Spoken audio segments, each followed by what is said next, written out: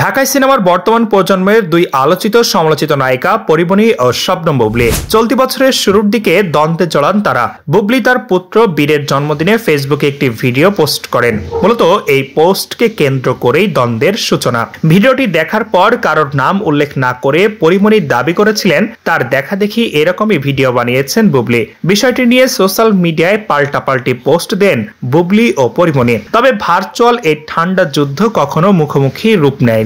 দীর্ঘ 9 মাস পর বিষয়টি নিয়ে সরাসরি কথা বললেন পরিমণি। বেসরকারি একটি টিভি চ্যানেলকে দেওয়া সাক্ষাৎকারে এই প্রসঙ্গে খোলামেলা কথা বলেন এই নায়িকা। পরিমণি বলেন, আপনি আমাকে ডাকবেন, আসো তো পরি, কি হয়েছে, চলো বসি, কি হয়েছে দেখি, তা না করে আপনার ভাই বোন 14 গোষ্ঠী নিয়ে আমার গলা চেপে ধরবেন। এই নায়িকা আরো বলেন, বুবলির বোনকে তো আমি চিন্তামি না, তার বোন যখন একটা বাজে স্ট্যাটাস দিচ্ছে, এসব যখন আমার লোকজন আমাকে দেখাচ্ছে তখন তো বিষয়টা দুঃখজনক। যার সাথে আমার কথা হচ্ছে তারই আমাকে বলা উচিত।